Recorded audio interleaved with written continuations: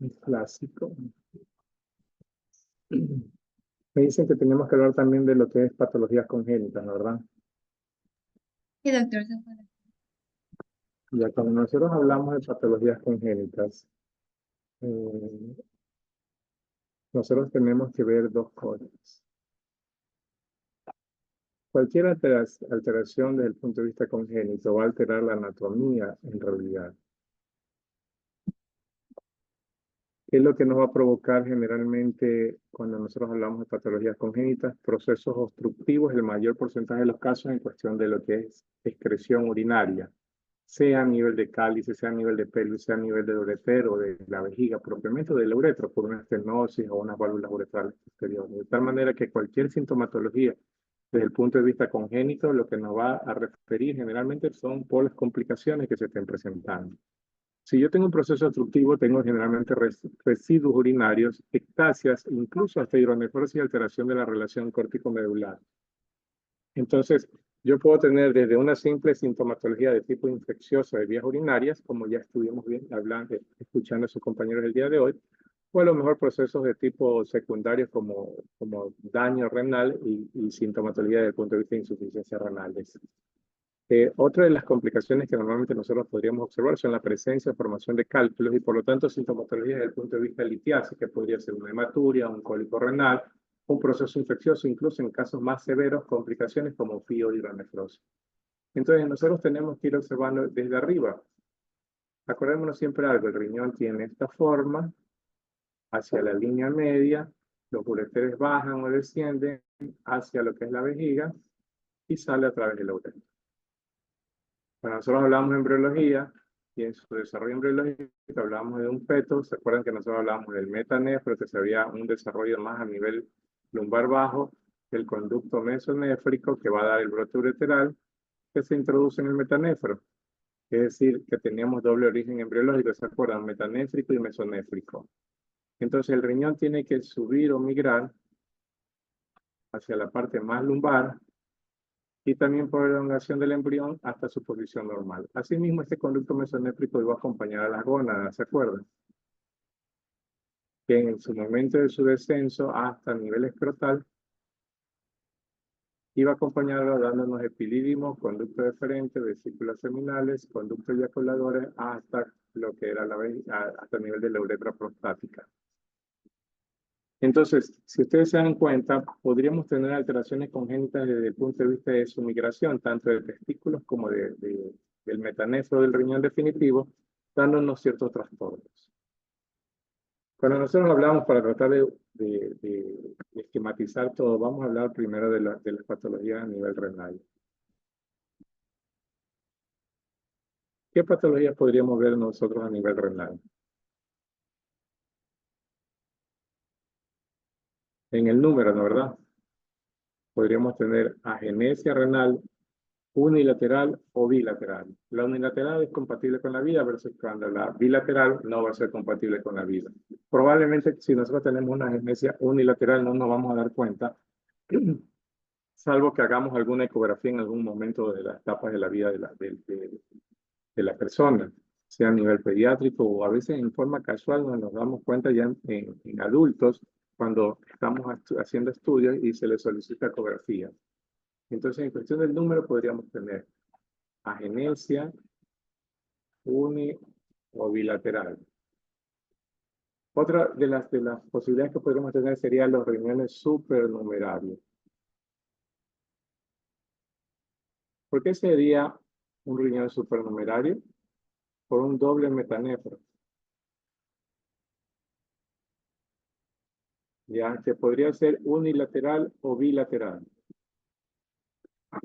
Desde el punto de vista de riñones supernumerarios, ¿cómo podríamos darnos cuenta si no hay una ectopia cruzada que en el momento de ascender se cruzó al otro lado?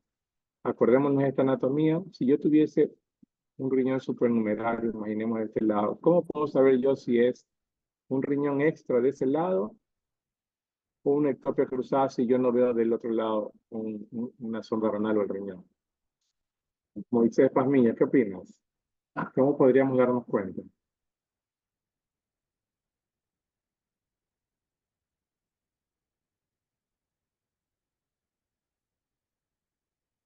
¿Qué pedirías tú para decir, ve, es un riñón supernumerario del lado derecho o es un ectopia cruzado? Quizá, primero, quizás haría análisis de orina y segundo, pues algún tipo de urograma. Bueno, es lo ¿De mismo qué? casi. Urograma. Un urograma. ¿Y qué te podrías dar cuenta para decir que es cruzado o es una ectopia o no supernumeral? Mm, Bueno, no sé si, bueno, sería Cuando hablamos quizás, de ectopia, ¿qué es lo que hablamos? Que está eh, fuera del ah, lugar común, que Y de está, acá se fue acá, ¿verdad? cambio, sí. ¿Y qué pasa con Otro. mi brazo? Sigue unido al mismo hombro, Ajá, sí, a pesar de haberse cruzado, ¿no? ¿Verdad? Si yo tuviera dos brazos, aquí así, serían del mismo lado. Entonces yo podría decir supernumerario si llegara a desembocar el ureter en el mismo lado. Ectopia cruzada con el urograma hace esto, ¿ya? Que yo tendría aquí en este caso, si fuera este el número 1 y este el número 2, te diría en el número 1 tengo un riñón supernumerario derecho con agenesia renal izquierda. Y si el ejemplo es el número 2, yo te diría que es una ectopia cruzada de izquierda hacia el lado derecho. Yo puedo tener aparentemente dos riñones aquí así. Le hacemos los exámenes contrastados, como tú dices, y el uno hace esto aquí así, y el otro hace esto aquí así. Tendría riñón, una ectopia cruzada bilateral. Cuando nosotros tenemos cualquier de estos mal desarrollos que te estoy diciendo, ¿qué es lo que va a provocar? Es como si tú tuvieras una mano aquí y una mano acá, y yo hago esto. Siento una molestia aquí. Por lo tanto, me va a dar una mala evacuación urinaria porque es un descenso de orina. Al darme una mala evacuación urinaria es como cuando ustedes tienen, yo le digo siempre un ejemplo, es como si tuvieran una manguera que se fuera flexible y la torcieran. No va a salir líquido en forma normal del otro lado. ¿Ya? Entonces, ¿qué es lo que va a suceder? Va a darme trastornos en la evacuación urinaria. Como el ureter es flexible, porque te acuerdas cuando nosotros hablábamos de anatomía de la fibra longitudinal, de la fibra circular, comienza a haber una dilatación y una ectasia. Y depende del grado de obstrucción, podríamos observar ectasias grandes hasta con hidronefrosis. ¿Y cuál es la sintomatología? Doctor, vengo porque tengo síntomas o síntomas característicos de una ectopia cruzada. No, vengo porque como no hay una buena evacuación, probablemente tengo síntomas de tipo infeccioso, incluso lo que su compañera había hablado hoy día, una pielonefritis aguda. O en el peor de los casos, alteración de la función renal. O por último, tengo la presencia de cálculos con cólicos renales y procesos de tipo hematuria. ¿Ya? Entonces yo puedo tener ectopias o malformaciones en su ascenso también.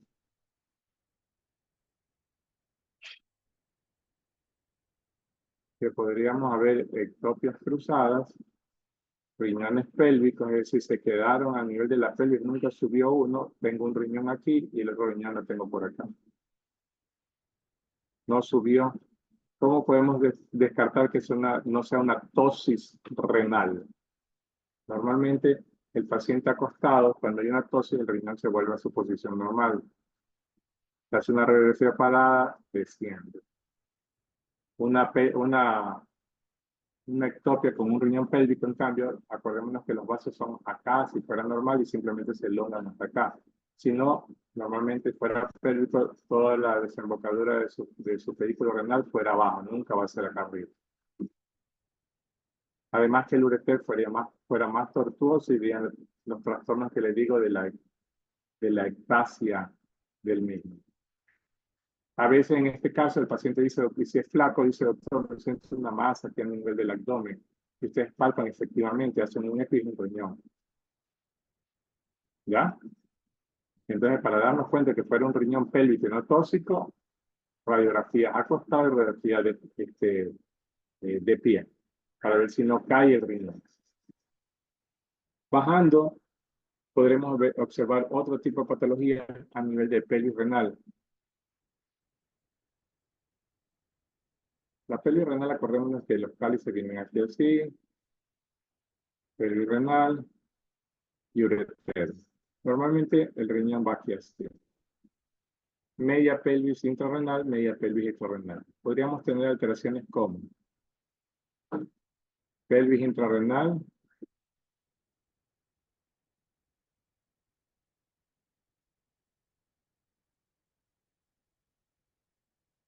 pelvis extrarrenal completas afuera,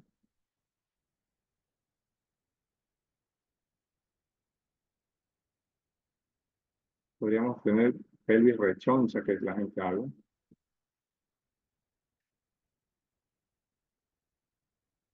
O podríamos tener también lo que se llama síndrome de la unión ureteropiélica. Una estrechez a este nivel, o incluso podríamos tener una mala implantación del ureter. ¿Ya? Entonces, todo esto de aquí vamos de pronto a obtener el diagnóstico con exámenes contrastados, como un urotac o un urograma excretorio.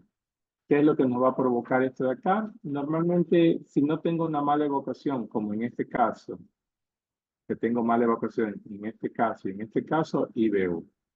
Probablemente acá no vamos a tener mayores molestias. En la pelvis intrarrenal la posibilidad de cálculos existe, porque no tengo una buena evocación como tendría acá, como una resbaladera, digamos. Me sirve mucho para cuando hacemos procedimientos quirúrgicos por cirugía abierta. Imaginemos que tuviésemos un cálculo por el informe acá. Va a ser difícil sacarlo por la pelvis, no así como acá que yo puedo hacer incisión en la pelvis y sacarla. Entonces, en estos casos es bueno conocer la parte de la anatomía si no hay alteraciones para ver cuál es la vía de abordaje, porque si yo tengo un cálculo por el informe de nivel y no lo voy a poder sacar por vía de pelvis renal porque puedo hacer una desinserción de la misma, abro el borde externo del riñón y hago una nefrolitotomía para sacar el cálculo por esta vía. Es una cirugía un poquito más compleja, puede sangrar, pero no es nada del otro mundo. Es sencilla y es incluso hasta más rápida que tratar de sacarla por pelvis renal. Entonces nosotros vamos observando alteraciones congénitas, incluso a nivel del ureter podríamos tener, acordémonos que las venas son así, ¿no? ¿Verdad? La cava y la aorta, más o menos hay un seguimiento. Normalmente el ureter viene bajando a nivel de los vasos ilíacos, cabalga sobre el mismo y baja o desciende hasta el área de la vejiga. Pero a veces podemos tener ureteres retrocodos, es decir, se van por acá atrás y vienen hacia acá adelante. ¿Qué es lo que puede provocar esta compresión externa? Dilataciones. ¿Cuál es la sintomatología? De infecciones, de retención, de hidronefrosis, más no porque tengo un síntoma característico de un ureter retrocavo. Lo hacemos diagnóstico cuando se encontrar. ¿Cuál es el tratamiento en este caso?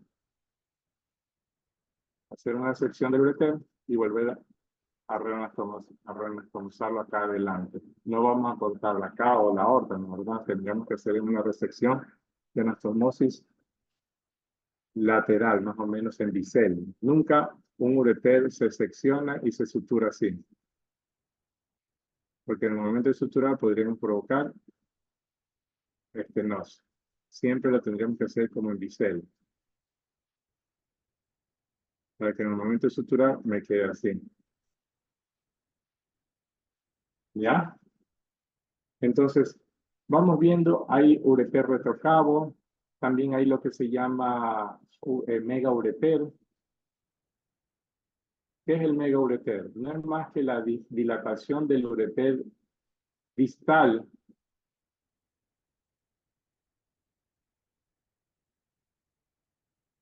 Y yo tengo un riñón aquí así. Tengo la pelvis con el ureter y de repente el ureter me hace esto. Yo podría decir que hay un megaureter. ¿Por qué no puedo decir que hay un proceso obstructivo por una litiasis? ¿Ah? Y si no es una malformación con un megaureter. Porque la dilatación sería por encima de la obstrucción y eso está por debajo.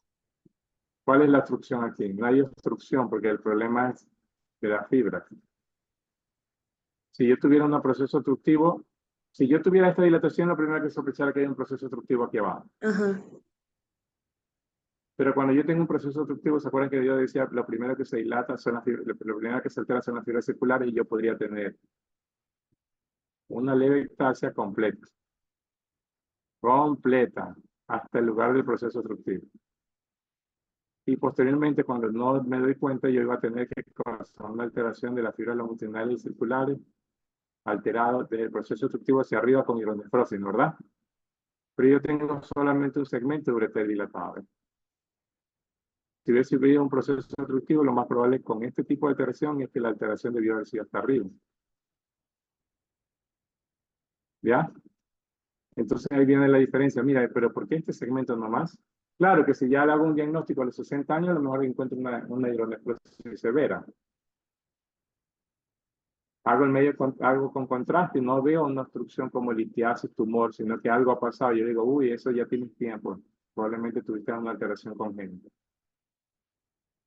Y la posibilidad, cuando ya hay daño renal, siempre va a ser la exéresis. Y si no, la observación para ver si no se va dilatando por la posibilidad de hacer un reimplante ureteral en algún momento, como una sección del ureter más dilatada. O un neoureter. Depende de lo que vaya sintiendo el paciente o vaya presentándose como para tratar de hacerle una resolución. ¿Sí?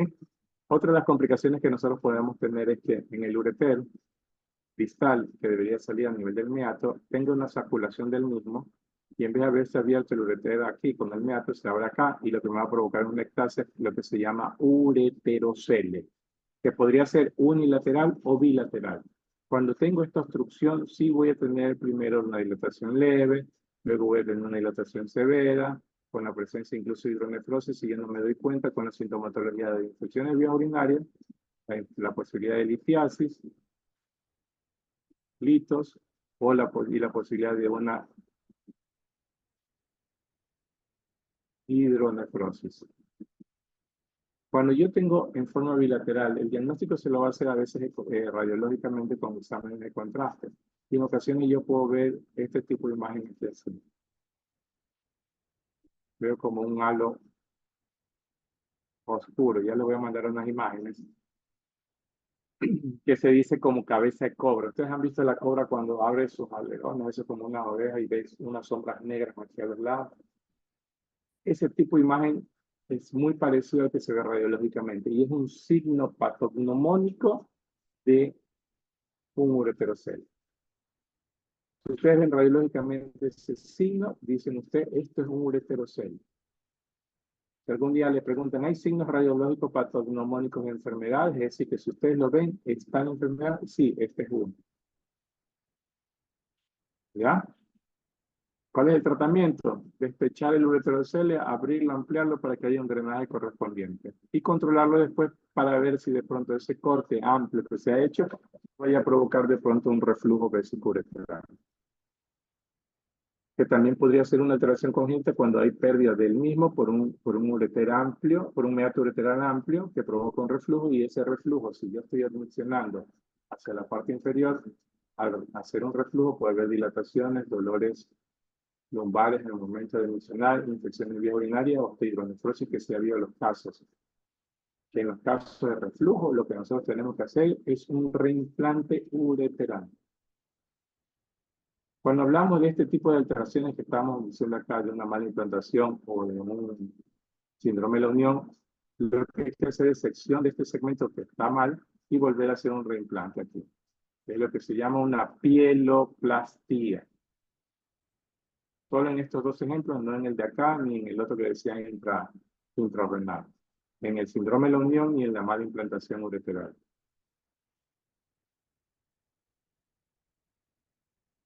Espérenme un ratito que voy a conectar el cable.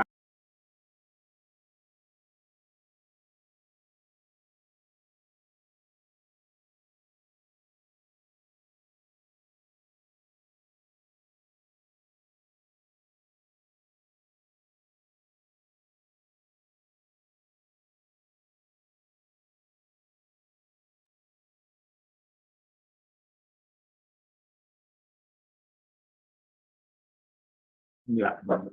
Entonces, vamos viendo las patologías congénitas. Ya después, por último, ya estamos hablando de lo que son patologías de la vejiga. Yo no he visto, no hago urología pediátrica, No he trabajado nunca en un hospital pediátrico, por lo tanto no he visto que está la pérdida de lo que es la cara anterior de la vejiga, pero lo que nosotros más vemos en etapas ya de adultos sería a nivel de uretra, epispadias e hipospadias. Las epispadias, generalmente, o las hipospadias más posteriores, el mayor problema lo que te va a provocar es retracción del pene. Ya las epispadias y las hipospadias, dependiendo de la ubicación, las complicaciones no solamente son estéticas, sino también desde el punto de vista de fertilidad. Imagínense en una hipospadia a nivel perineal o escrotal, no hay la eyaculación como tal, ¿no? ¿Verdad? Dentro de la vagina, entonces van a tener dificultad para la misma, y lo que nosotros tendremos que tratar de hacer son neuretras. Con mucosa oral, o también ya hay unos implantes que se pueden poner. Sí, así como están los vasculares, también podría haber. Ya, ya. Entonces, ¿qué es lo que nosotros tenemos que ir observando? ¿Cuáles son las menores complicaciones que pueden haber? Recordemos que las hipospadias podrían ser subcoronal, peniana, ángulo penescrotal, escrotal, perineal. ¿Sí? Y la otra enfermedad que ya vamos terminando la parte de lo que es enfermedades de patologías congénitas sería lo que tenga que ver con el testículo. El testículo tiene que llegar a un nivel escrotal en su posición normal, pero en su descenso normal podría quedarse a nivel abdominal, a nivel inguinal, y este se llama crictorquidio. Cuando se queda en un nivel externo, no en su ubicación de su descenso normal, como por ejemplo a nivel inguinal, crural, púbico o incluso a nivel torácico, se llama ectopia.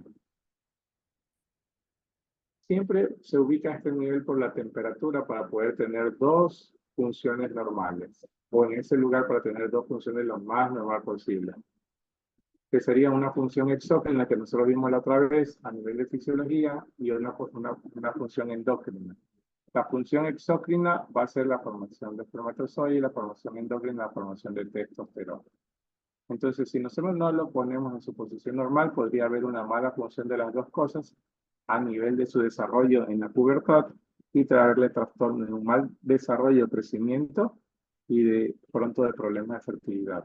Entonces nosotros tendríamos se habla de que se puede esperar hasta los 2 meses en una crictorquidia que desciende el testículo, de pronto con algún estímulo hormonal, pero si no pasa más de eso, lo que se tendría que hacer es el descenso del mismo a lo que es la apexia del estadio. Entonces, la cirugía que se puede realizar va a ser para poder mejorar estas funciones y que en el futuro no se tenga ningún tipo de inconvenientes.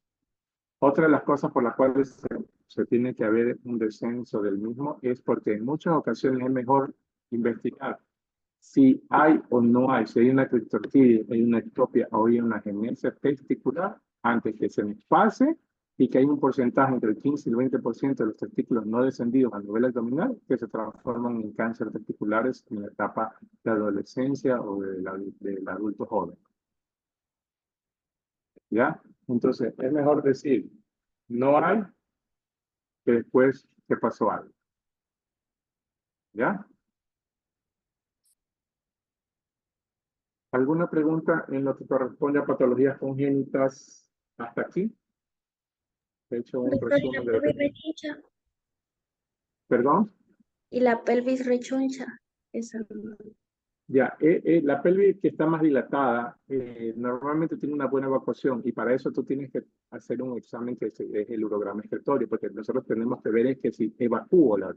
¿Te acuerdas cuando nosotros hablábamos de urograma excretorio, que había una radiografía simple, una que había la fase nefrográfica, captación del medio de contraste, y la fase evacuatoria, que se hacían radiografías a los 5, 15, 20 y 30 minutos. Normalmente a los 15 o 30 minutos ya no debes de ver medio de contraste en la parte alta de las vías urinarias.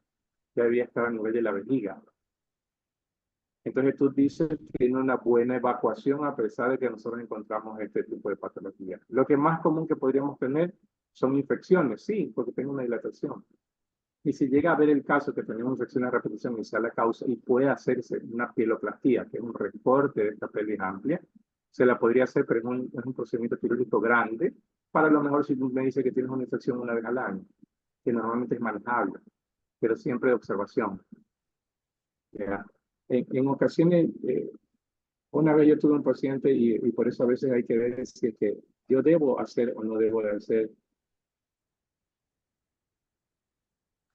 eh, Debo hacer o no debo de hacer.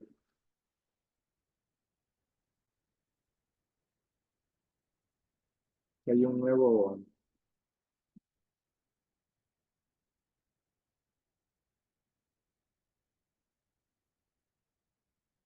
yo puedo tener, imaginemos aquí, un síndrome de la unión.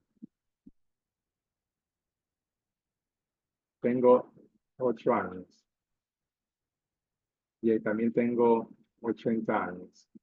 Si yo te digo que la posibilidad de la pieloplastia o la sección del segmento existe porque el proceso obstructivo me puede llevar a hidronefrosis, ¿verdad?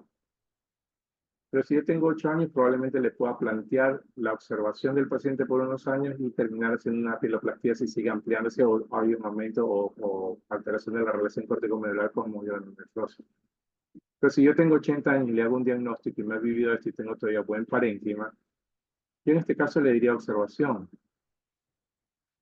A pesar de que yo les digo que el tratamiento definitivo de un síndrome de la unión es la pieloplastia. Va a depender también del cuadro clínico de cada paciente, de la edad de cada paciente. No puedo decir, sí, efectivamente tengo que hacer esto. ¿Ya? Pero es más factible y plantearle a alguien más joven que a alguien mayor.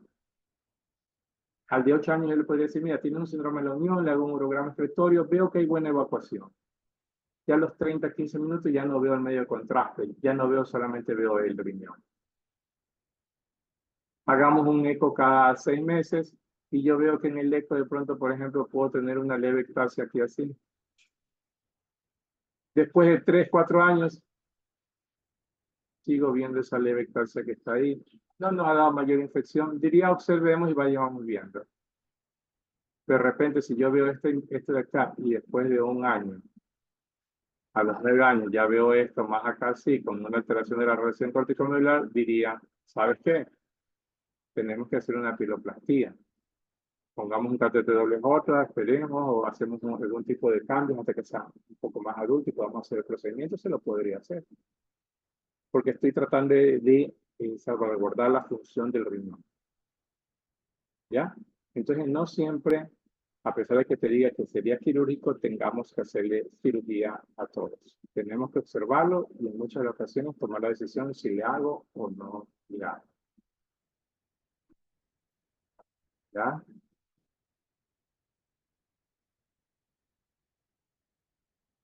¿Alguna otra pregunta?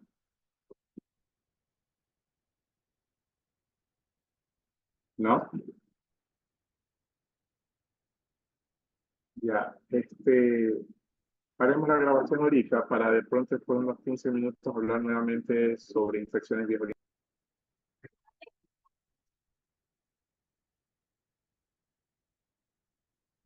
Este nuevo pizarrón para mí es nuevo.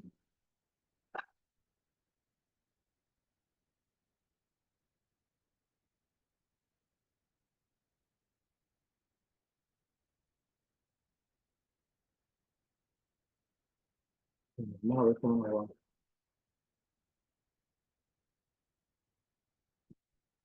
Cuando nosotros hablamos de infecciones de vías urinarias, que es el tema que realmente nos han expuesto el día de hoy, vamos a clasificarlo en ciertas cosas. Voy a hablar de generalidades ahorita, y estas generalidades nos va a servir mucho para poder hablar de las diferentes enfermedades que se vieron después, es decir, IBU específicas e inespecíficas. No vamos a hablar de todas y cada una como lo hicieron sus compañeros, sino que más o menos vamos a hablar de lo que es generalidades para poder decir, sí, podemos hablar y extendernos un poco en el conocimiento de cada una de las diferentes enfermedades en cuestión de tiempo. A la hora de generalidad, siempre yo le digo a las personas, tratemos de aprender las cosas en forma, desde lo más básico a lo más complejo, desde lo principal, ¿no? ¿Verdad? Cuando nosotros decimos IBU, ¿qué es lo que nosotros tenemos que pensar? Primero el concepto, ¿no? ¿Verdad? ¿Cuál es el concepto? Es más que un proceso infeccioso de las vías urinarias y que en este caso lo vamos a ver también como vías genitourinarias, que pueden venir desde el riñón, ureter, vejiga. Un ratito voy a poner en silencio. Del riñón, ureter, vejiga, uretra, próstata, testículos o genitales externos. Es decir, cuando yo le pregunto a alguien, por ejemplo, hábleme sobre pielonefritis, tú me vas a decir primero el concepto que es, para yo poder entender y ir desde la base. Segundo, nosotros tenemos que conocer que tenemos, en cuestión de mecanismos de defensa,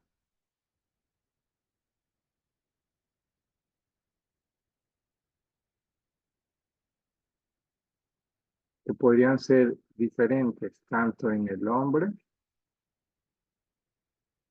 como en la mujer, ¿no? ¿Verdad? ¿Cuál podría ser la diferencia? La anatomía. La uretra del varón es más larga, la uretra de la mujer es más corta. En el varón, la próstata nos da ciertas sustancias que evitan que haya crecimiento bacteriano. El zinc es uno de ellos. En la mujer, en cambio, a nivel vaginal, mientras esté en etapa no entre en la menopausia, hay mecanismos de defensas locales a nivel vaginal para que no haya entrada y crecimiento bacteriano, porque sí va a estar entrando. La uretra es corta, imagínense, está más cerca del medio externo. Está el pH vaginal, está los bacilos de Doderlein, está la secreción diaria normal, la descamación normal, para que alguna bacteria que entre sea eliminado sin ningún problema. Por eso, alteraciones de esta parte, tanto en el hombre como en la mujer, puede traernos trastornos de procesos infecciosos. Imaginemos alguna estrechez de la uretra, un prepucio redundante con esmegma en la parte externa, una enfermedad de la próstata, pacientes operados de próstata. En la mujer, en cambio, pacientes que ya entraron en la menopausia o que incluso tengan algún tipo de proceso bacteriano micótico a nivel vaginal puede provocar que bacterias entren más fácilmente a nivel de las vías urinarias y causen procesos infecciosos. Otro de los mecanismos comunes que tienen como mecanismo de defensa es la orina propiamente, el pH ácido y la micción. Es decir, si yo tengo trastornos de micción, si tengo trastornos de la calidad de la orina normal, por ejemplo, un pH muy alcalino, o alteraciones a nivel del pH, puedo ser propensos a tener infecciones de vías urinarias si están asociados a los trastornos anatómicos que estábamos diciendo anteriormente. Otra de las cosas que nosotros tenemos que ver es la etiopatogenia. Cuando hablamos de etiopatogenia, hablamos específicamente más que todo sobre las vías de infección. Hay la vía ascendente, hay la vía descendente, la vía hematógena, la linfática y la por continuidad. Son 4 vías. La ascendente, es decir, entra en forma retrógrada, ¿no? ¿Verdad? Uretra, vejiga y hacia la parte superior. Descendente, cuando por ejemplo tengamos un cálculo que se formó, provocó un proceso obstructivo, un proceso bacteriano a nivel de vías urinarias alta y desciende. O la hematógena, que generalmente la que lleva la batuta esta, es la tuberculosis genital. Acordémonos que la tuberculosis, el bacilo de la tuberculosis llega a pulmón o a intestino y por vía hematógena se va hacia riñón o próstata en el varón.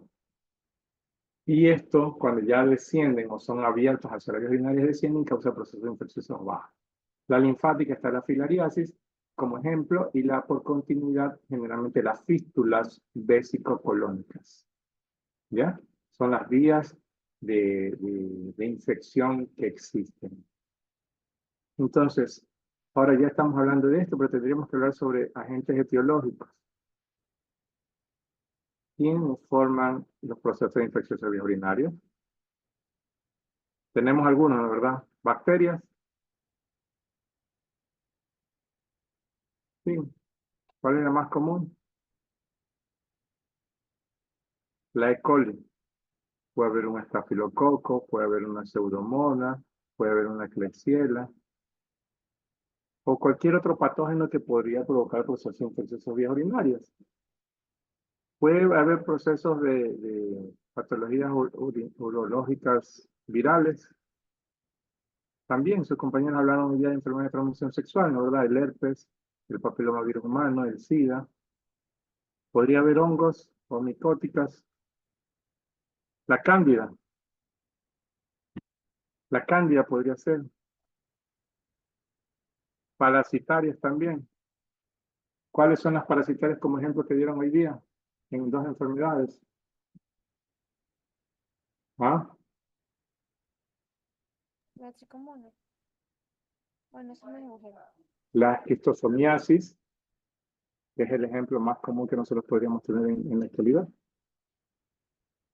de lo que hemos visto hoy en clase. Entonces, miren, nosotros como agentes etiológicos podemos tener algunas cosas, algunos agentes como tal, no solamente la bacteria, sino también podríamos sospechar en alguna de las otras enfermedades que podríamos estar viendo. Después de esto,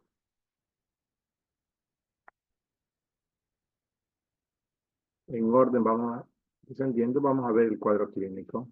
¿Cuál es el cuadro clínico que nos va a provocar este tipo de enfermedades? Va a depender mucho de la ubicación del proceso infeccioso.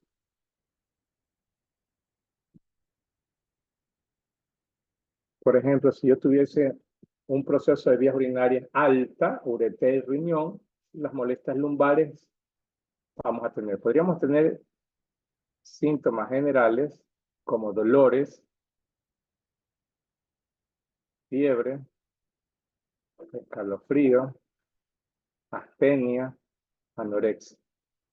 Generales. Y yo podría tener síntomas específicos,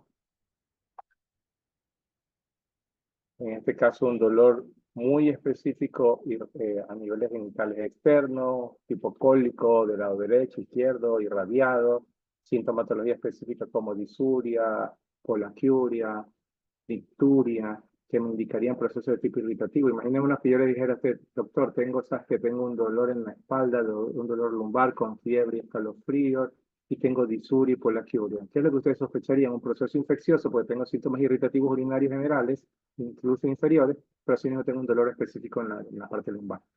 Según lo que hoy día vimos, podríamos tener un proceso infeccioso de vías urinarias alta como una pielonefritis aguda, ya que tengo fiebre y escalofrío.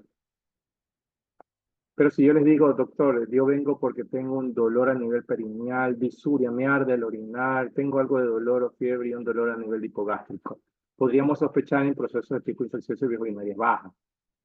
¿Cuál es la mayor posibilidad si estamos hablando de dicturia, polaquiuria, dolor perineal? Un proceso inflamatorio a nivel de próstata, una prostatitis. O sabes que tengo fiebre, escalofrío, pero tengo un dolor en el testículo, doctor, y se me ha aumentado de tamaño desde ayer para acá y me duele el tocar. ¿Qué podríamos estar pensando? Tengo una orquiepididimitis.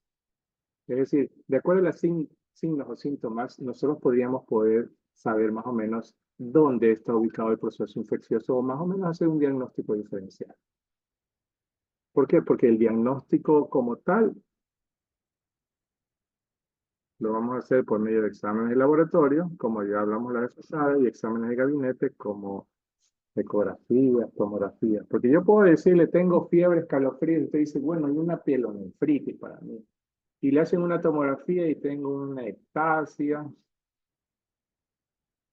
tengo un cálculo grande, los glóbulos blancos están en 20.000. ¿Qué es lo que podríamos sospechar? En un proceso infeccioso con 20.000, a lo mejor una sepsis, o a lo mejor tengo una hidronefrosis y ya no sé simplemente una pielonefritis. Ahora, puedo tener un riñón normal, no tengo cálculos, no tengo obstrucción y los glóbulos blancos están en 10.000, 15.000, 12.000, 18.000. Puedo hacer un diagnóstico de una pielonefritis.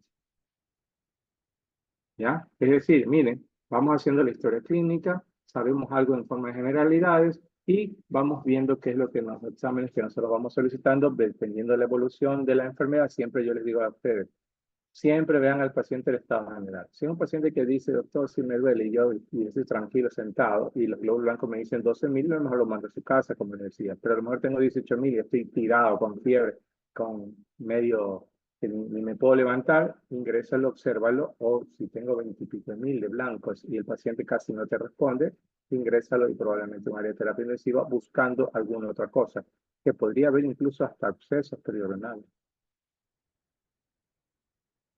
¿Ya? Entonces, siempre hacer el diagnóstico. Para luego dar el tratamiento, acordémonos que el tratamiento, ¿cuál era? Porque el diagnóstico lo vamos a hacer siempre con un cultivo si estamos diciendo que es un proceso infeccioso para salirme tal patógeno, positivo a tal, Escherichia coli, Pseudomonas, lo que sea que nos salga. Porque el tratamiento va a ser antibiótico-terapia, si fuera de tipo bacteriano. Entonces, el antibiótico, si bien en muchas ocasiones yo le debo de dar un tratamiento en forma empírica inicialmente porque no tengo un resultado de bacteria tal y cepa tal sensible o resistente a tal cosa.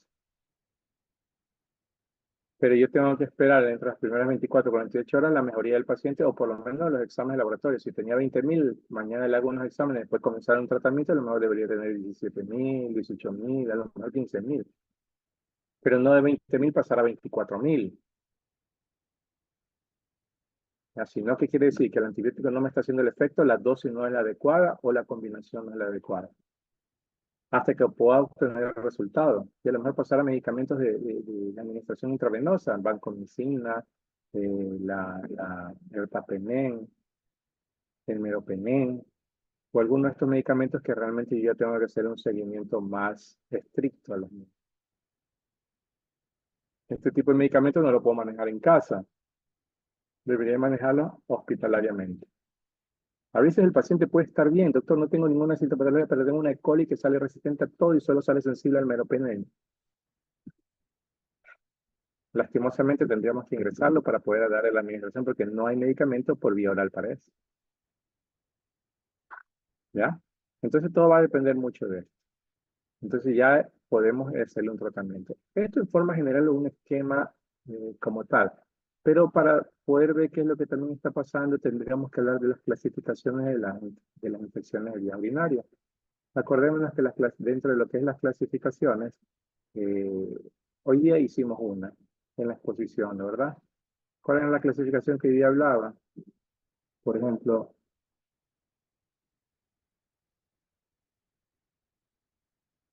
inespecífica, específica y enfermedad de transmisión sexual. Cuando nosotros hablamos de inespecíficas, queremos decir que, por ejemplo, tal enfermedad como una pielonefritis, una cistitis o una orquitis puede ser causada por cualquier agente etiológico. Aquí estamos hablando de agentes etiológicos realmente. Podríamos decir clasificación de acuerdo a su agente etiológico. Si es en específica, puede ser causada por cualquier tipo de bacteria. Si es específica, la bacteria tal solo puede causar tal enfermedad. Por ejemplo, la tuberculosis no puede ser causada, una E. coli no puede causar una tuberculosis, ¿no? ¿Verdad? Podríamos estar asociados, de pronto tengo una tuberculosis, tengo una infección asociada que por la Escherichia coli sí, pero no es que la Escherichia coli causó la tuberculosis, porque la tuberculosis solo es causada por el bacilo de Carmen. Y las enfermedades de transmisión sexual no pueden ser causadas por una E. coli, tiene que ser causada por el treponema, la Neisseria gonorrea, la Chlamydia trachomatis, el Haemophilus ducreyi, y es una enfermedad específica. Lo mismo, me dio un herpes genital, tengo causada por el herpes virus 2. Tengo papilomavirus por el VPH y si tengo el SIDA, por el virus del SIDA. ¿Ya? Entonces, esta es una de las clasificaciones que fue lo que nosotros hablamos hoy día. Otra de las clasificaciones es por su ubicación. Entonces, yo puedo decir que son infecciones vías urinarias altas y bajas, aunque hay algunos libros que dicen media. Altas, ureter, riñón.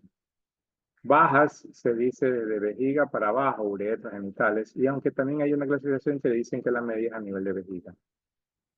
Entonces, una pielonefritis es una infección de vías urinarias alta, una cistitis podríamos decir que es media o baja, generalmente que es el mayor una uretritis, una prostatitis, infección de vías urinarias baja.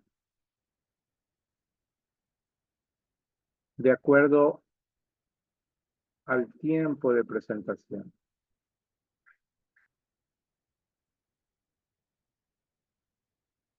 Aguda o crónica. Aguda cuando es menos de 3 por año. Crónica cuando tiene más de 3 o 4 por año.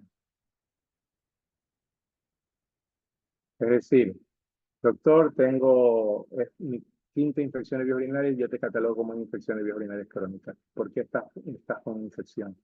Normalmente todo paciente que te llega por un proceso infeccioso nunca le vamos a decir, hágase tal examen como una tomografía, una resonancia o lo que tú quieras hacerle, porque normalmente no debemos solicitarlo así.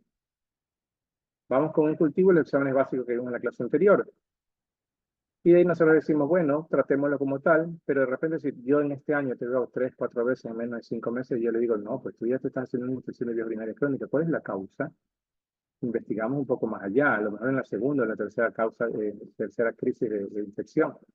Solicitando exámenes contrastados o exámenes que me vayan a hacer la evaluación de la parte anatómica o la evacuatoria de vías urinarias para ver si hay alguna causa que tus infecciones se vuelvan recurrentes. ¿Ya? También hay otra clasificación, se dicen complicadas o no complicadas. Las no complicadas son las que no tienen ningún tipo de alteración congénita, ningún tipo de enfermedad subyacente. Es decir, es una infección simple que tú puedes presentar. Y las complicadas son, por ejemplo, las que tienen asociadas a problemas congénitos, a problemas anatómicos, porque yo puedo tener una estenosis de uretra posterior a un trauma y no ser una estenosis, una patología congénita, sino adquirida. Y también con enfermedades subyacentes como pacientes hipertensos, diabéticos o alguna otra enfermedad de tipo que inmunocomprometa al paciente. De acuerdo al agente etiológico, de acuerdo a dónde lo adquirí. Puede ser de la comunidad,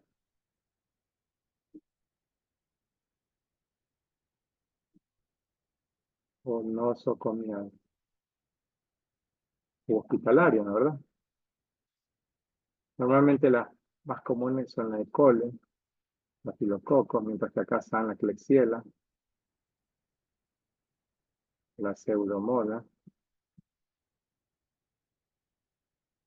¿Por qué? Porque son cepas más resistentes en muchas ocasiones. Yo puedo tener una E. coli que digo que es de la comunidad, pero la adquirí a nivel de hospitalaria. A lo mejor esa E. coli hospitalaria es una cepa resistente a muchísimos antibióticos.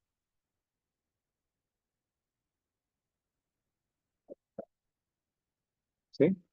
Entonces, miren con esta clasificación, no me acuerdo ahorita si se me está pasando alguno o no. Yo puedo ya determinar, por ejemplo, la evolución de ciertos pacientes.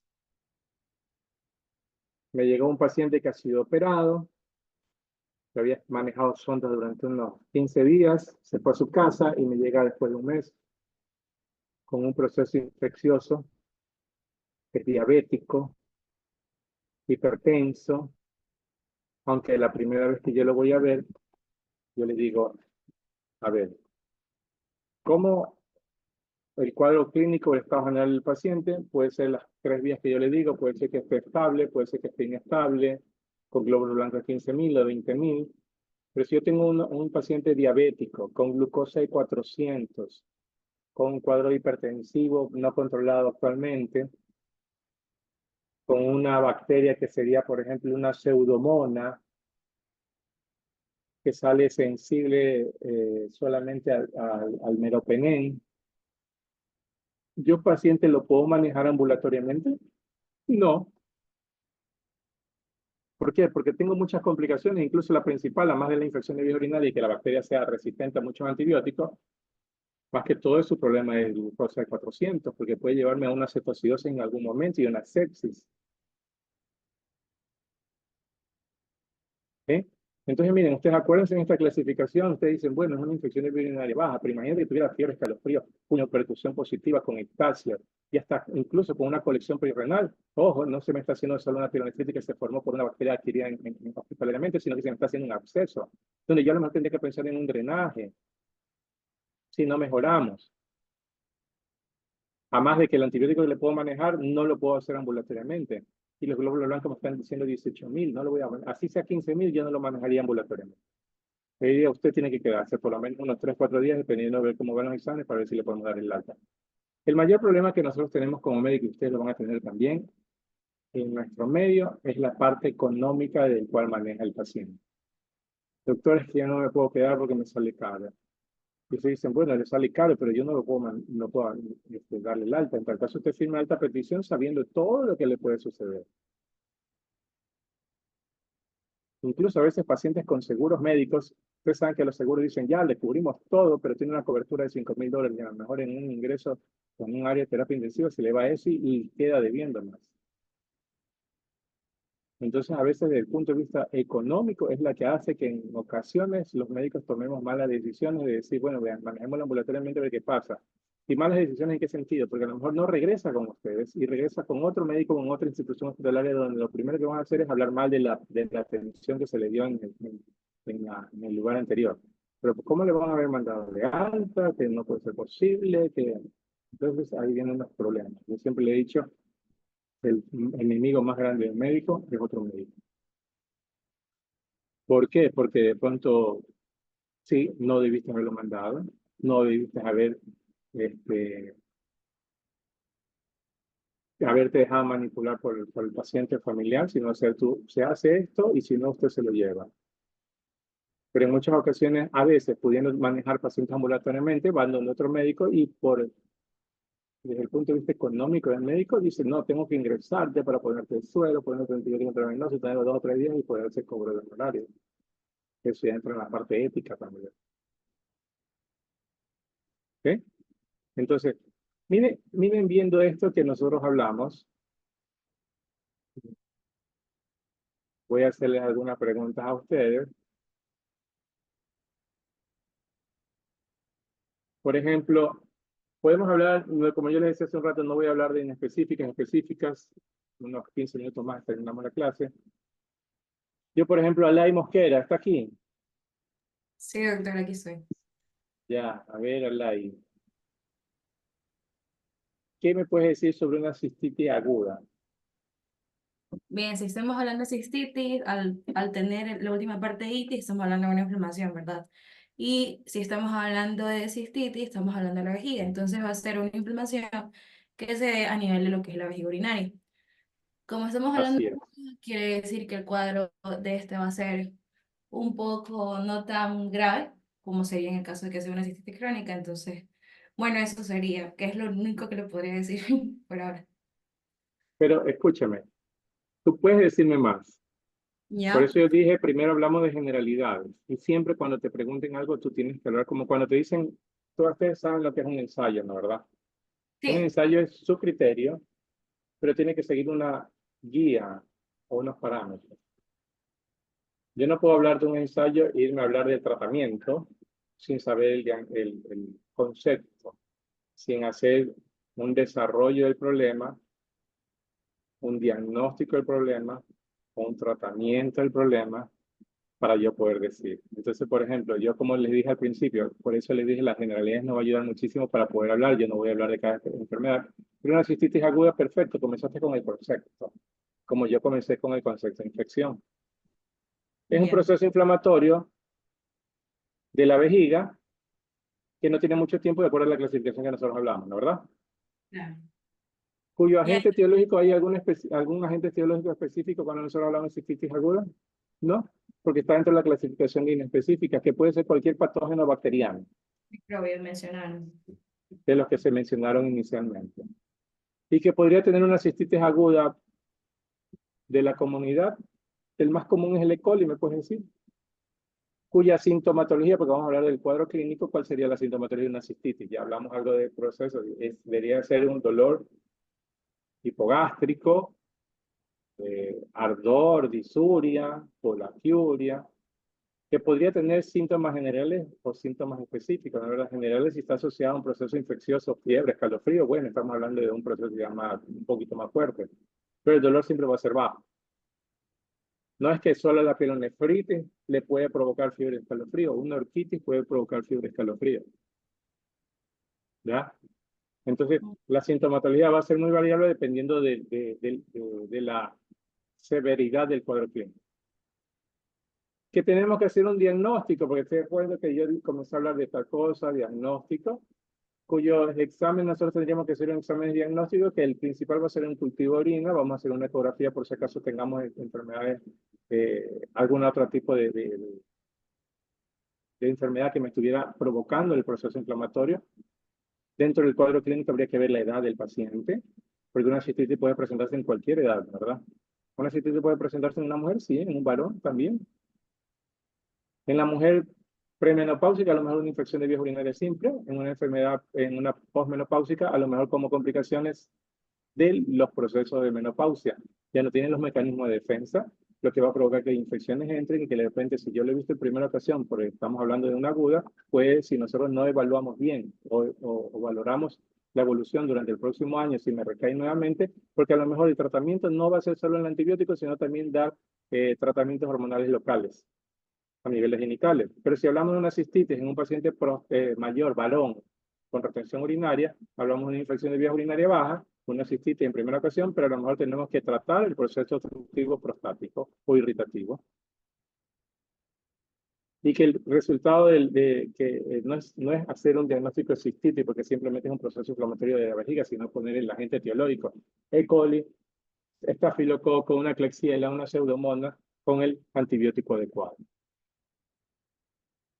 ¿Ya? Y que también, de pronto tú puedes decir, la guía del tratamiento va a ser dependiendo, si es una cistitis, ahí viene la clasificación, si, bueno, lo adquirí en la comunidad, pues es un paciente que viene de afuera, nunca está hospitalizado, en tu cabeza ya está, que de pronto va a ser no complicada. Y entonces, mira, por eso yo les dije, vamos a hablar de generalidades y estas generalidades podemos unir a cualquier tema de lo que nosotros hablamos también. Y podemos hablar y tú pararte delante y saber. Todos estos conocimientos que hablé de generalidad, ustedes lo tienen.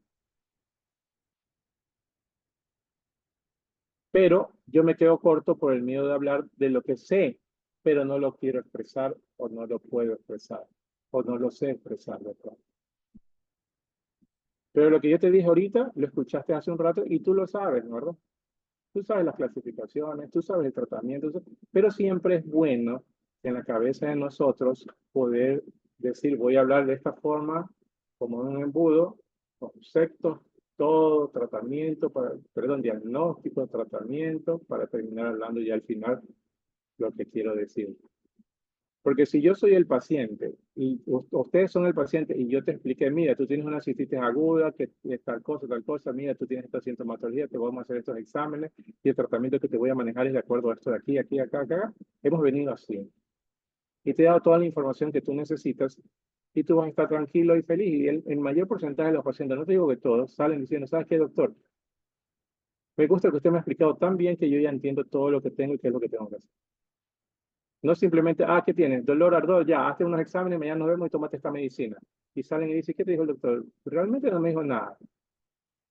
Y siguen con las dudas y a veces son los pacientes que van a buscar segundo o tercero médicos para pedir segunda o tercera opinión.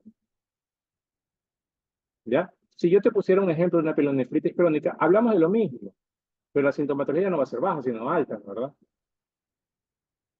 Que podríamos hablar de procesos congénitos o no, dependiendo de que nosotros entran en lo que es complicadas o no complicadas. Que el cuadro clínico va a ser cuando el fiebre que tenemos, podemos tener sintomatología general, sintomatología específica, que me va a ayudar a saber más o menos una alta o baja o de genitales por la ubicación. Pero en este caso, al hablar de pielonefritis crónica, también hablamos de qué cosa, de tiempo, de evolución. Es decir, hemos tenido un proceso infeccioso a repetición durante este año. Y ya no lo voy a manejar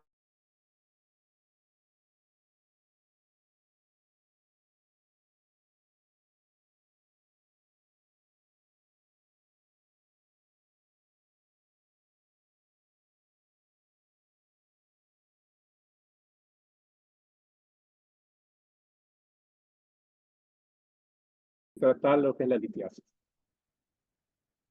¿Ya? Entonces va a depender mucho de lo que nosotros vayamos encontrando. Por eso les decía, yo no voy a hablar de las enfermedades nuevamente inespecíficas, sino más bien de estas generalidades y todo esto lo asociamos a lo demás. Entonces, si yo te digo a ti cómo vas a tratar una orquitis crónica, primero que tú vas a decir, ay, no, mira, crónica más tiempo, ¿sabes? A cada rato, pero ¿por qué? Ah, mira, ha sido un paciente de 60 y pico de años que tiene retenciones urinarias y está sufriendo de la próstata. Realmente es resultado del proceso infeccioso de infecciones a repetición causadas por la obstrucción de la próstata. Si yo continúo dándole tratamiento, quito la infección, desinflamo, pero vuelve a regresar nuevamente. Entonces, yo en la segunda o tercera, mira, te está pasando esto y estás teniendo retención. Tú tienes que operarte la próstata para que no tengas problemas nuevamente de orquitis. O tratarte con medicamentos para mejorar el residuo y ver cómo nos va en cuestión de procesos infecciosos e inflamatorios. ¿Sí? Entonces, desde ese punto de vista es que yo quiero lo que yo les indicaba ahora. Voy a hablar de inespecíficas simplemente de dos enfermedades, que son las que más comúnmente nosotros, y más que todo es para tomar en consideración que así como estas otras teníamos de inespecificidad, ahora, una tuberculosis urogenital solo es causada por el bacilo de la tuberculosis, no es causada por ningún otro bacilo. Entonces, necesitamos que haya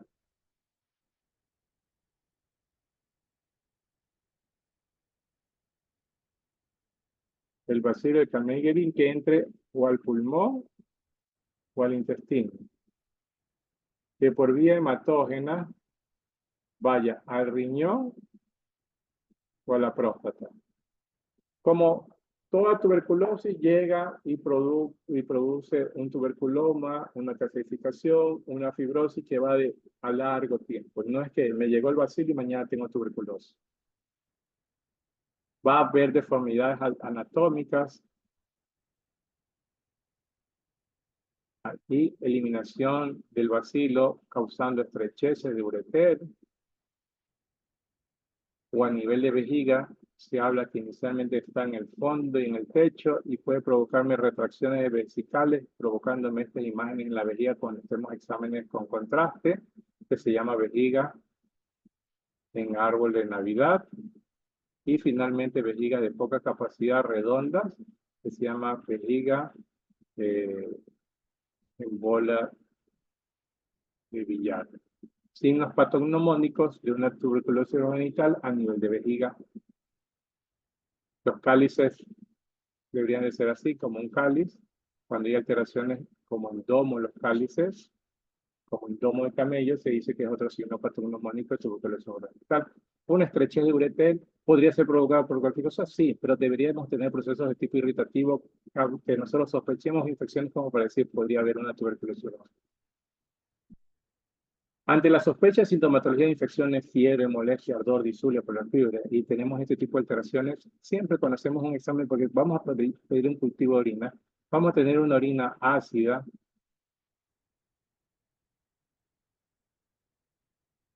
piúrica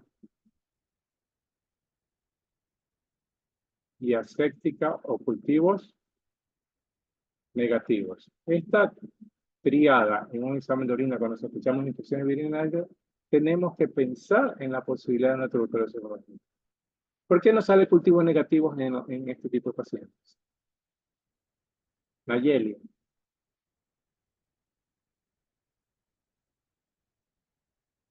¿Ah?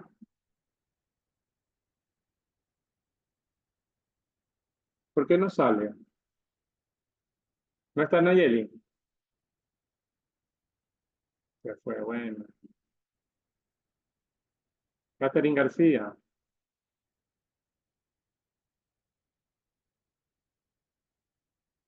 ¿No está Catherine García tampoco? Sí, sí estoy, doctor. ¿Por qué no sale cultivo negativo? Ustedes lo saben.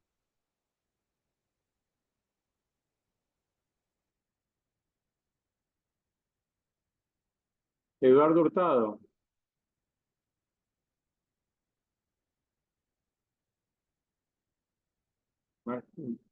Eduardo Hurtado. O Eduardo. Tampoco está. López. Jordán. Sí, doctor. ¿Por qué sale cultivos negativos? Ay, perdón, un momento, doctor. Y ahora sí, perdón, me decía, no se escuchó bien. ¿Cuál es la pregunta, doctor? ¿Por qué sale cultivos negativos en la sospecha de tuberculosis urogenital? En la sospecha de tuberculosis. Urogenital. mm, Tuberculosis urogenital. No estabas en clase. Kevin Cando. Dígame, doctor. ¿Por qué sale negativo en estos pacientes cuando decimos hacemos el cultivo y sale una orina ácida, piúrica y aséptica o negativa en los cultivos? Porque tal vez se podría confundir con algún otro microorganismo o algún otro micobacterio en tuberculosis.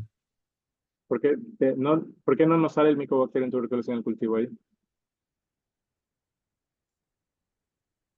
O sea, creo yo que porque se podría confundir con otro y tendríamos que hacer otra prueba. Pero si se confundiera con otro saldría positivo.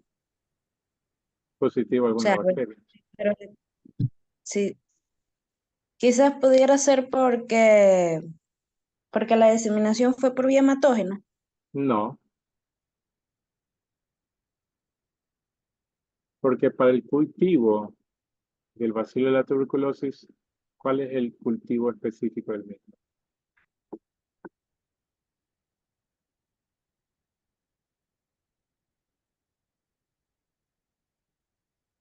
¿Ustedes piden un cultivo de tuberculosis? ¿Es un cultivo normal? ¿Cómo se llama? Es un cultivo especial, el Lowenstein-Janssen, creo que Por es. ahí alguien medio lo dice. Lowenstein, Jensen. Jensen. Exactamente. El cultivo normal de orina que tiene con algo de cultivo de agarrar sangre sale negativo, porque no es el cultivo especial, es un cultivo que es exclusivo para el bacilo de la tuberculosis. Entonces, normalmente te digo, mira, tienes sintomatología, te mando a hacer todo, tienes alteraciones anatómicas, tiempo de evolución, y te mando a hacer el cultivo, me sale negativo, negativo, negativo, pero me sale que es ácida, piúrica y aséptica, pero si hay piocitos. Debería salir una bacteria, pero me sale cultivo negativo, y no solo una tuberculosis, mandemos a hacer el cultivo especial. Pidamos cultivo de Lowenstein-Janssen. Hacemos unos seriados y ¡pam! Nos sale positivo. ¿Y por qué no nos salió en el anterior? Porque no era el específico. Y eso ustedes lo tienen que haber sabido ya desde hace muchísimo tiempo y también se lo habló el otro día. Entonces, miren, hay que sospechar la enfermedad. Porque si no, nos vamos a quedar, no, de tipo irritativo, alguna cosa, se nos está quedando. Alguna vez yo tuve un paciente con una obstrucción, una dilatación, salía cultivos negativos, incluso los cultivos de bacilo de tuberculosis negativos, negativos. Bueno, ¿sabes qué? Vamos a ver qué es lo que tenemos. Le pasé un catéter, en el momento que pasó la catéter, venció el proceso obstructivo y todos los bacilos en teoría comenzaron a salir porque ya comenzaron a salir positivos los cultivos de Lowenstein. Y se mandó el tratamiento, mejoró el cuadro, mejoró el proceso obstructivo, el proceso fibrótico y estaba en observación. Se habla también de que el otro lugar primario donde llega, el uno es el riñón y el otro es la próstata, y en forma retrógrada va hacia el conducto deferente hasta el epidídimo y provoca conducto deferente normal, estenosis. Conducto deferente normal, estenosis, que es la fibrosis o tuberculoma. Normal, estenosis, normal, estenosis, normal, estenosis. Que cuando ustedes palpan es como las cuentas de un rosario, por eso se dice en un conducto deferente arrosariado es signo patognomónico de una tuberculosis urogenital. Lo mismo, la formación de un acceso epididimario, que incluso se puede abrir a nivel escrotal con un drenaje del mismo. Si yo llego a tener un acceso epidídimo, es altamente sospechoso de tuberculosis urogenital. ¿Ya? Entonces, hecho el diagnóstico, el tratamiento, ¿cuál va a ser? Los antifímicos. Y este tratamiento antifímico puede ir a un tiempo de hasta 1 año de tratamiento. Como cualquier tuberculosis. En la actualidad, el tratamiento antituberculoso lo maneja el MSP o el Ministerio de Salud Pública. Ustedes hacen un diagnóstico de este tipo de patología, tienen que derivarlo al Ministerio de Salud Pública porque el MSP da la medicina gratuita. ¿Cuál era el problema? Que la gente dejaba de tomar porque es un tratamiento de 1 año, imagínate. Hay que hacerle seguimiento y había resistencia de la tuberculosis a los tratamientos en la actualidad. Algo que me olvidaba en cuestión de generalidades, hay tratamientos médicos que pueden ser en monodosis. Generalmente el que lleva la batuta es el, como su compañero lo hace un rato, la sífilis o la gonorrea con penicilinas. Podríamos dar un tratamiento en forma normal en etapas agudas de 7 a 10 días, de pronto hasta de 10 a 15 días. En patologías crónicas podemos dar hasta 3 meses y hasta 6 meses. Y la que lleva la batuta del tratamiento más largo de infecciones vías urinarias sería la tuberculosis, que es hasta 1 año. ¿Sí?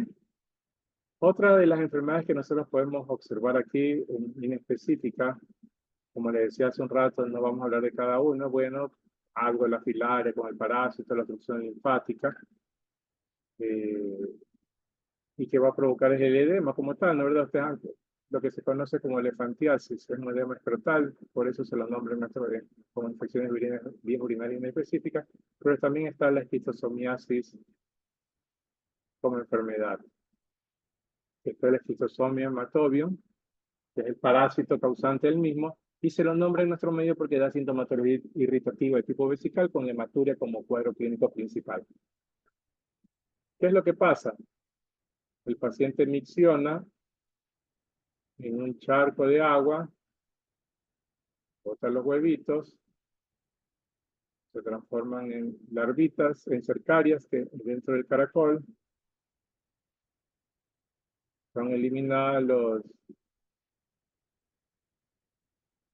las larvas que entran por el pie de la persona, que está descalza, entra en la parte circulatoria, hace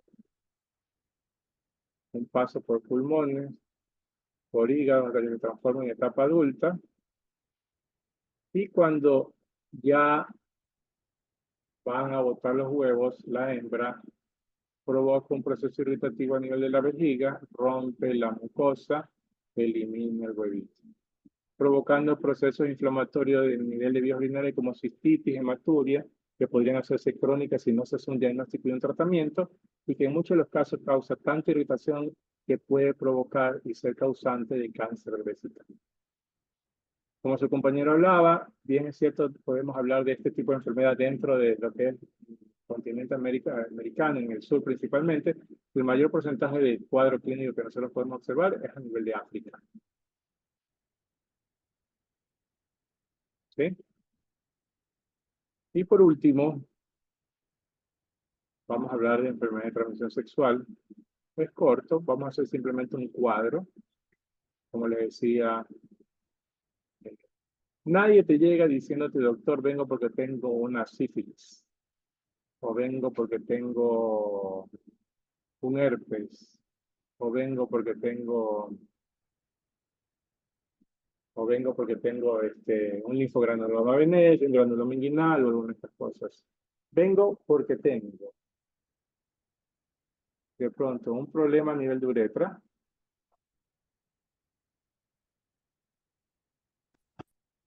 es decir, usted lo cataloga como una uretritis, que puede ser gonocócica o no gonocócica. Siempre que hablamos de enfermedad de transmisión sexual, tenemos un antecedente de qué cosa, de una relación sexual. Porque si yo llego, doctor, vengo porque me arde el orinar y te has tenido relaciones sexuales, no, doctor, yo no tengo relaciones. No vas a pensar en una enfermedad de transmisión sexual. Pero doctor, es que vengo porque yo hace unos días tuve una relación con una pareja que no conozco, lo que sea, y comencé a tener cierta sintomatología de ardor, molestia en el orinal. Irritación por la fiuria, nicturia de pronto. Ah, ya. ¿Y tienes alguna secreción? No tengo secreción, no gonocócica. Y si tengo secreción, gonocócica. Tratamiento.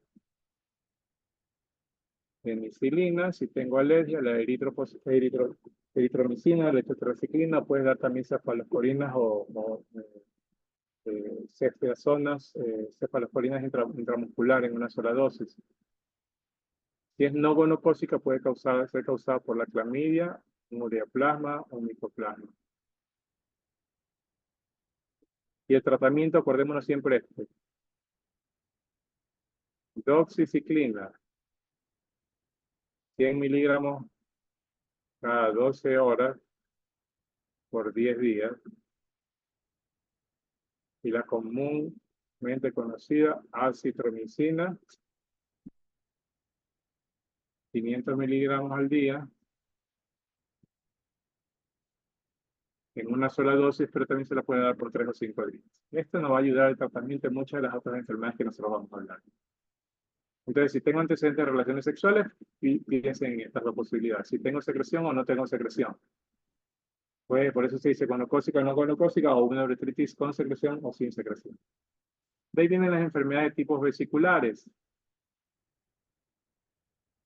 Doctor, vengo porque me han salido como unas bombitas de agua o vesículas, que pueden ser pequeñas, múltiples, y que está aquí el herpes genital o el herpes virus 2. Cuadro clínico muy semejante al que le estoy diciendo. Su compañera hablaba de síntomas prodrómicos ya cuando sale por segunda y tercera intención. El paciente ya siente que va a salir algo. Le arde, le duele un poco en la zona donde van a salir las vesículas. ¿Qué pasó?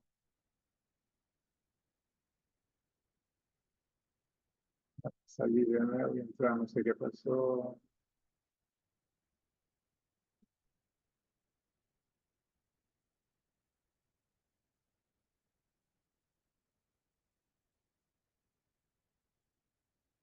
Ya, entonces salen las vesículas. El cuadro clínico característico, estas vesículas se pueden romper y pueden causar unas pequeñas úlceras. De preferencia, decirle a los pacientes que no se las revienten, porque si no pueden hacer que la zona de infección sea más amplia, que puede provocar dolor, ardor, eritema, y normalmente es autolimitada. Si no se trata con nada, en unos 15 días hay una resolución del cuadro. Pero si se trata con algo, en unas 2 o 3 días está desapareciendo la enfermedad. Los antivirales como el aciclovir, el valaciclovir, el fanciclovir, se los da para tratar de disminuir el tiempo de evolución y el tiempo de recaída. Es decir, en vez de durar 15 días, un ejemplo, dura 2, 3, 4 días, y en vez de estar recayendo cada cierto tiempo, las recaídas van a ser más prolongadas. Las otras enfermedades que nosotros podemos ver es las verrugas, que podrían ser pequeñas, podrían ser grandes, la gente las conoce como colesterol en muchas ocasiones, causada por el VPH, que es el papilomavirus humano. Hay muchos serotipos, se habla que hay más de 120 serotipos. El diagnóstico es clínico.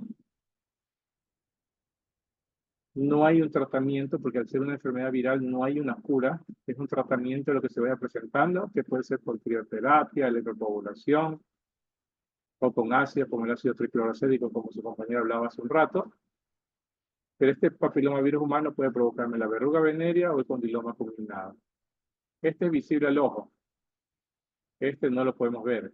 Este tenemos que hacer un examen que se llama penescopía para poder observar las lesiones. En muchas ocasiones son los pacientes que dicen, doctor, yo no tengo nada, pero mi pareja le ha salido esto, me mandan a hacer, bueno, hacer una penescopía y sale positivo. Él la ha tenido y nunca ha sentido nada. Claro, no siente nada, pero es el inicio de cualquier cadena epidemiológica en el futuro. Ya, en estos casos se puede dar una crema a base de imiquimod periódicamente para tratar de ir desapareciendo. Las lesiones desaparecen, pero pueden volver a reaparecer porque la enfermedad no es curable, es tratable y manejable. ¿Ya? La vacuna que tanto habla la gente realmente no es una vacuna para evitar que tengas este proceso infeccioso, sino más bien es una vacuna para evitar 4 serotipos que son altamente posibles de pasar o de producir lo que es el cáncer de cuello uterino. Entonces, doctor, si me vacuno, no me va a dar papilomavirus humano, no te puede dar lo que te estás protegiendo, pero sí te puede dar los otros serotipos. Puedes tener las enfermedades. El SIDA también es otra enfermedad viral. Ya saben, de transmisión sexual, pero también puede ser por vía inyectable, por cortes o cosas por el estilo, o transfusiones sanguíneas, y que realmente la sintomatología es muy variable y dependiendo de la inmunosupresión y de la enfermedad que haya adquirido. No es que específicamente solo va a dar sintomatología de vías urinarias.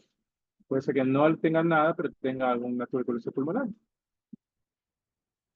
Pero se la cataloga dentro de la enfermedad de transmisión sexual porque está dentro de las posibilidades de que por transmisión sexual se pueda contagiar el paciente. ¿Ya? Y por último, dentro de estas clasificaciones que nosotros vamos a ver son las de tipo ulcerativo. La dejé al final porque esta es la que hay que hacer un cuadrito. Y es la manera que ustedes deberían de aprenderse, ¿no? Las enfermedades tipo vesiculares y todo, porque nadie te va a decir, doctor, vengo por un cuadro muy característico de una sífilis o de una. Las enfermedades ulcerativas están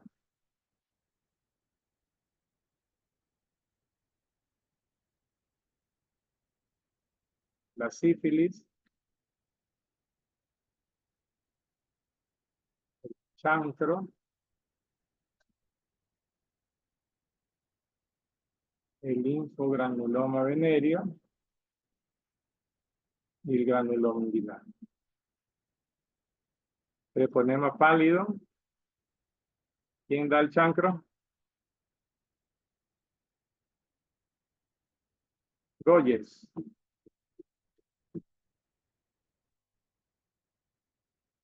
Ana Freire Goyes. ¿Quién es el agente etiológico del chancro? Aunque a mí son 10:30, a mí no terminamos. No sabes. Leslie Choice. Amofilis, ¿tú crees? Almófilo Ducrey. Tienen toda la posibilidad de, bueno, ahí mismo, del linfogranuloma venéreo.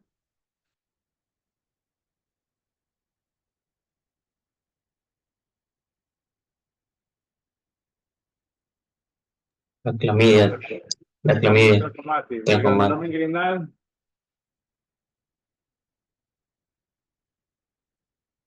Vamos. Kevin Cando. ¿Quién da el granuloma inguinal?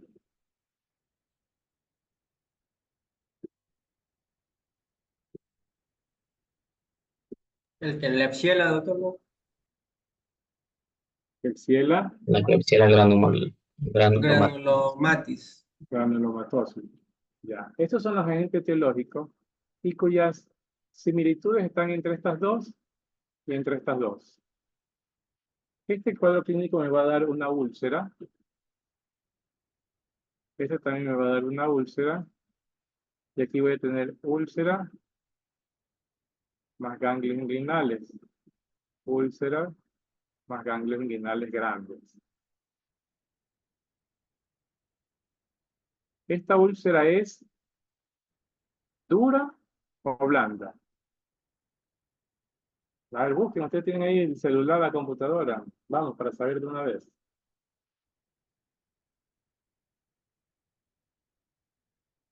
Puede ser única. ¿Es dura o blanda la sífilis? Por eso hay una que se llama chancro blando y chancro duro. La sífilis es dura o blanda la úlcera.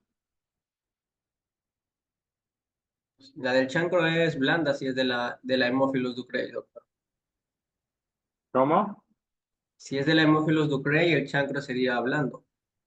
El chancro blando. Este es chancro duro. Entonces, una úlcera duro.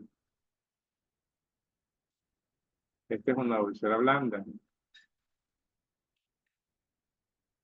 A la palpación, la verdad, esta también podría ser única. ¿Dolorosa o no dolorosa la sífilis? No dolorosa. Dolorosa. Esta es una úlcera limpia y esta es una úlcera sucia. Parece que tuviera pus, roja. Entonces, miren, son muy parecidas, pero tienen sus diferencias. La una es blanda, la otra es dura, la una duele, la otra no duele, la una es limpia y la otra parece sucia. Y esta se autolimita. Es decir, me quedé callado, que nadie se entere, mi papá o mi pareja, y se cura solita.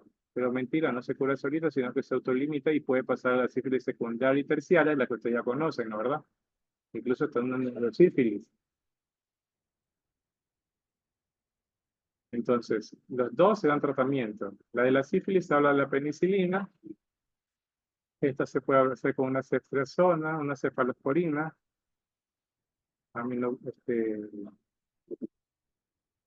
La ciprofloxacina es una quinolonas.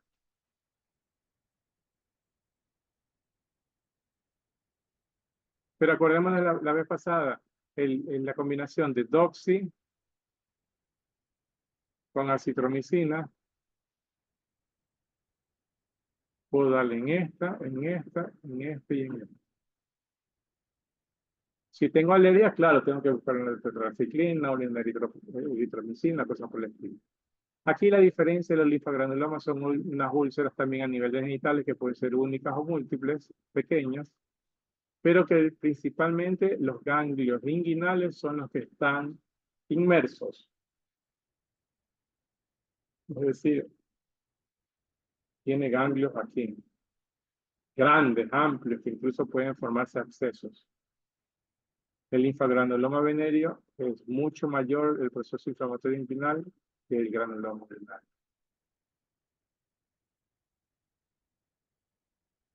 ¿Sí? Hay exámenes diagnósticos, por supuesto, tienen que irlos aprendiendo para poder hacerlos. Pero acuérdense siempre lo que les digo, que es lo que me interesa. Apréndanse en lo que es enfermedad de transmisión sexual, ustedes van a hacer la rodal, la extramural, y en muchos de los casos van a tener que ver este tipo de pacientes.